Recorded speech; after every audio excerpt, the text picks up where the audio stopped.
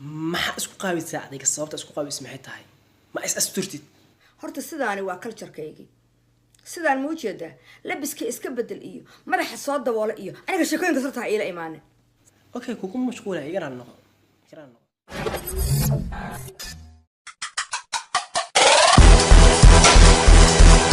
السلام عليكم guys ولكن ودني بحر ودن له soo dhawaada fadlan hadii aad ku cusub tahay YouTube channel-kayga subscribe saar ha calaamad cas iska taabo hadii aad hore u saartani mahadsanid magacaygu waa wadani bahar halkaad iga daawanaysidna waa he CM Vlogs and Films waxaan maanta inoo wadaa ama idin wadaa wareysi xiiso leh waxaan rabaa inaan wareys la yeesho Mama Malyuun oo joogto America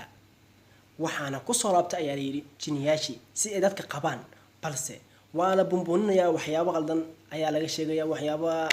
balse qof walba hobby ayuu leeyahay sidoo doona ayuu dhaqmi karaa shakhsiyadaada ma aha in la soo faragashto hadiiba aad faraha kula jirin ama dad aad cayninin Mama Malyuun waxyaabo badan ay sameysay sida aan arkayo ama aan daawaday fiidiyoyaal badan aan arkay balse aniga waxa ay muhiim ah in aan su'aalo dhowr weydiiyo aan ugu dagalno su'aalaha aan weydiin rabo haddana waxaan rajaynayaa in maqli doonto ama qadka ay ku jirto Mama Malyuun ku soo dhawow wareysigeena xiisaha leh su'aalo dhowr ayaan rabaa inaan ku weydiiyo adigoo maasan magacaaga dadka taageerayaasha dadka ku daawanayo iyo asxaabtaadaba salaan adigoo maasan assalaamu calaykum waraxmatullaahi wabarakaatuhu halkan waxaan ka salaamayaa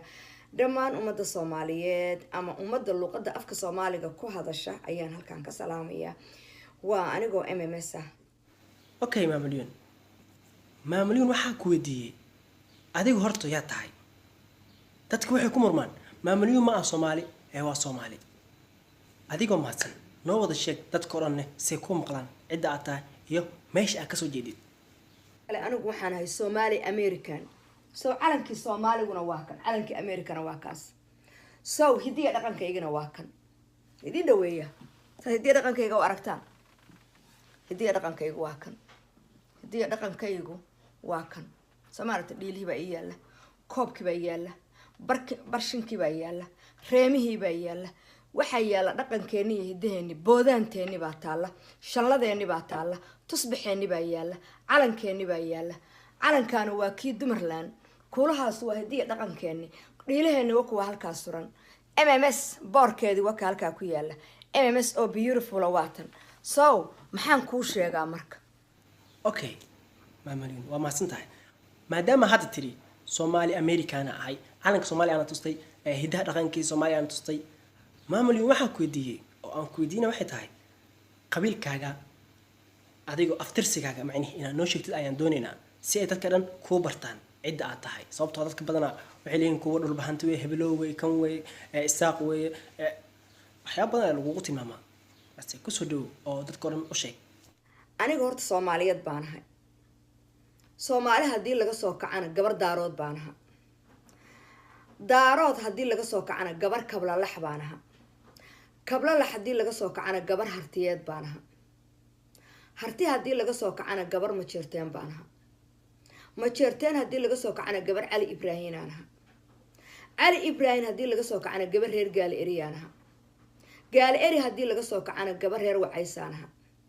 wacays hadii laga soo kacana gabar guray wacaysaan ahay horta laan gaabnimo guray wacays bay iigu timaadaa inta kale laan dheera iga dheh okay Mama Malyuun waa mahadsan tahay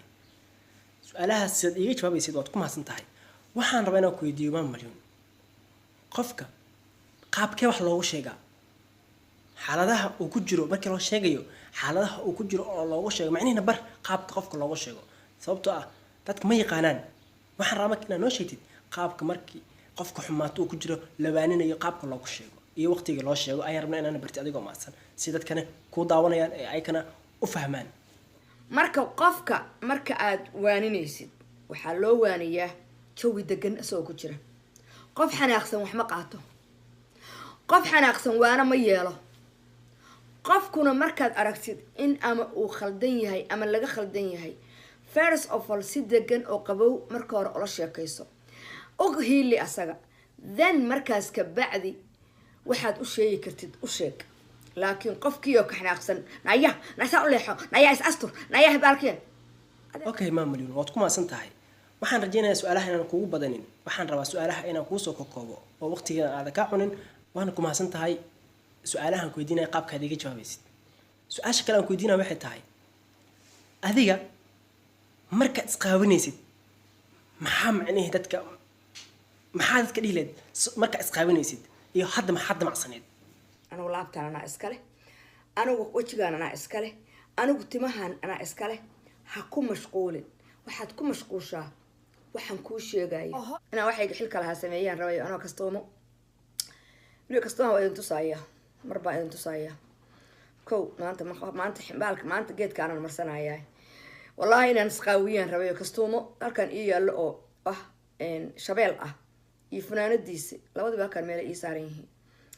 inaan waxaan raba intaan labadaas soo xirto sumadaba gaaba inaan fitada fatac awal naasa iyo calooshaan idin tusaya inaan fitada idin tusaan raba anoo ka fataxsiinayo oo hadda miyaad kastuuma iyo waxaa soo gadatay bagaran in isqaabisaa rabti okay waxaan ku weydiiyey maxaa isku qaabisaa adiga sababta isku qaabis maxay tahay ma is asturtid horta sidaani waa culture-kaygii sidaan ma ujeedaa labiska iska bedel iyo madaxa soo daboola iyo aniga sheekooyinka sartaa iila imaanin okay kugu mashquulay igaraan noqo okay midda aan ku weydiinaa waxay tahay waxaan rabaa inaan ku weydiiyo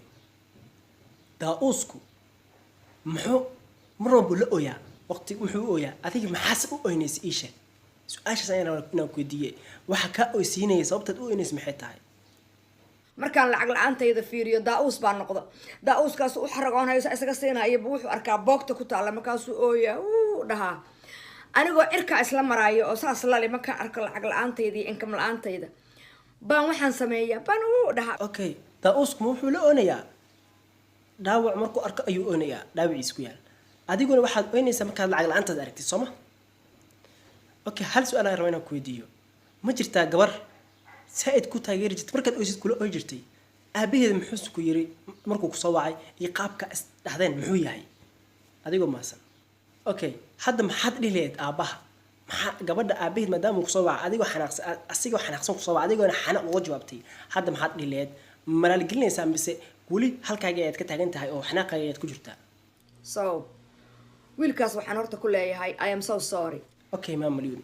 waad mahadsan tahay maam Malyuun waxaan rajeynayaa inaad ka fiicnaa doontid waxyaabaha hadda aad lagaa sheegayo iyo waxyaabaha aad ku jirtid horta qof walba shaqsi ayuu leeyahay aniga waxaan ahay wiilkaaga oo kale waxaan jeclahay inaad wanaagsanaatid waan kuu ducaynaynaa adigu hadda waad fiyowdahay balse waxa kaliya hadda ku hawaxayeen dabcan waa xanaaq okay waad mahadsan tahay fiidiyogeena halkaas ayaan kusoo gabagabeynaynaa maam Malyuun assalaamu calaykum waraxmatullaahi tacaala wabarakaatuh waxaan rajeynayaa next video inaan wareysi kale kula yeesho adigoo mahadsan asxaabta haddii aad fiidiyooga ka hesheen like saar haddii aadan ka helin dislike haddii aad ku caajista fiidiyoogana igaraal noqo daawashada daawad fiidiyoogana waad ku mahadsantihiin waa walaakiin wadani baxar oo idin leh meel walba aad joogtaan waa in jeclaano loof anigoo ogtiin dee idinka la-aantiina meesha ma soo fadhiisan lahayn wallaahi inaan soo fadhiisteen dadna way caayaan dadna way amaanaan balse dadkii amaano hal qof hadduu yahay 100 ay caayso hal qof aan ku kalsoonaanay walaalkay asxaabta saaxiibayaasheeda meel walba aad joogtaan ku noolaada hee caafimaad buuxdo